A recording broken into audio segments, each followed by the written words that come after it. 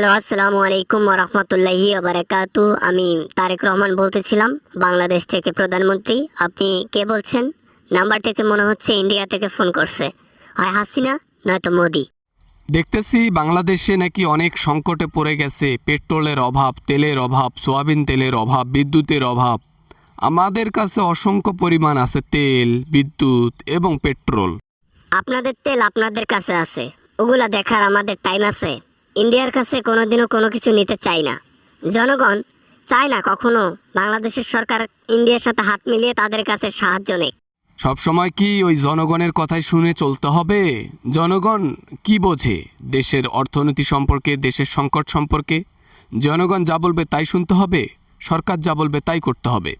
দাদা, এটা ইন্ডিয়া না, এটা বাংলাদেশ।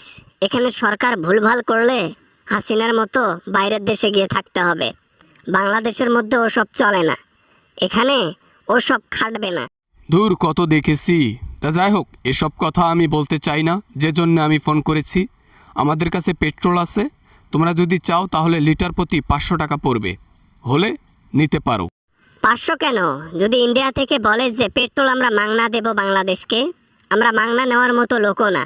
দরকার পড়লে মোটরসাইকেল ধুয়ে পাবলিকেরা বাড়িতে রেখে দেবে, যখন তেল আসবে তখন আমরা চালাবো আবার। কিন্তু আপনাদের কাছে কখনোই হাত পেতে জিনিস নিব না। হাত পেতে নেবা কেন? তোমরা এখন আমাদের কাছে পেট্রোল নাও, পরে আমাদেরকে ইলিশ মাছ যখন পুজোয় লাগবে তখন ইলিশ মাছ আমাদেরকে দিয়ে দিও, কোনো সমস্যা নেই। তাহলে তো শোধ হয়ে গেল। চিন্তা করতেছি ইন্ডিয়াতে আর ইলিশ মাছ দেব না। জাতীয় মাছ আমাদের ইলিশ, অথচ বাংলার মানুষ ইলিশ মাছ মনে হয় 10 বছরেও একবার খায় না। তাই বলি কি, পাঙাশ মাছের মতো করে দেব বাংলাদেশে ইলিশ মাছ। বাংলাদেশের ব্যবসায়ী তো কাপড় আর ইলিশ মাছ, এই দুইটার ব্যবসা করে বা অর্থনীতি একটু ভাসছে। আর এই দুইটাই যদি না করতে পারে ঠিক মতো বাংলাদেশ, তাহলে তো ওই যে পোকরেজ ঝুলি হাতত নিতে হবে সবাইকে, বুঝছেন? আগে নিজে বাঁচি, তারপর অন্যকে বাঁচাই। কথা বুঝছেন আমার? সাফ, একদম ক্লিয়ার। মাছ খাবো আগে আমরা, অতিরিক্ত মাছ খাওয়ার পর তারপর যতটুকু বাঁচবে ওটা বিক্রি করব। বোঝো নাই? তাহলে কি এবার ইলিশ মাছ আমাদেরকে পুজোয় উপহার দেবেন না? বুঝতে পেরেছি। ভেবেছিলাম পেট্রোল দেব 500 টাকা কেজিতে, এখন 1000 টাকা কেজি লাগবে পেট্রোল। বলেন লাগবে? আপনাদের পেট্রোল ছাড়াও আমাদের জীবন চলবে, কিন্তু আমাদের মাছ ছাড়া আপনাদের পুজো চলবে? হাসালেন হাসালেন। 1000 কেন? এখন আপনার দাম যদি 1000 হয় 1 কেজি পেট্রোলের, তাহলে আমাদের 1 কেজি মাছের মূল্য হবে 2 লাখ টাকা। নিতে পারলে নেন, না নিতে পারলে সরিষ হতেন। হ্যাঁ বাবা, না মানে এবার ভাবলাম যে তেলের ঠেকা দেখাবো, এখন দেখি উল্টো ফ্যাটকার মধ্যে আমি নিজেই পড়ে গেলাম। সামনে আবার পুজো, বাবারে বাবা, কি একটা বিপদে ফেললো আমাকে। বেটা, সারা জীবন তো বাংলাদেশের ক্ষতি করলি, এইবার অন্তত থেমে যা।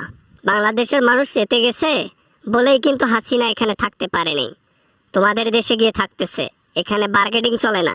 কোনো সমস্যা নাই, কোনো প্যারা নাই, বার্গেনিং করেই থাকবো।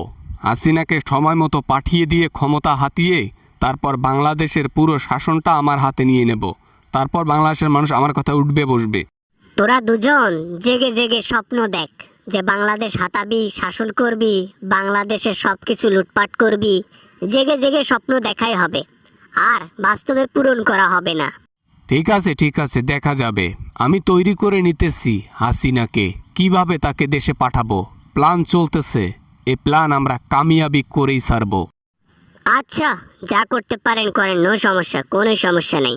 ওকে, ফোনটা রেখে দিলাম। আচ্ছা, একদিন মাছের জন্য আমাকে ফোন করতে হবে। পা ধরলেও 1 পিস কাটা দেব না, মাছ তো দূরের কথা। Good bye.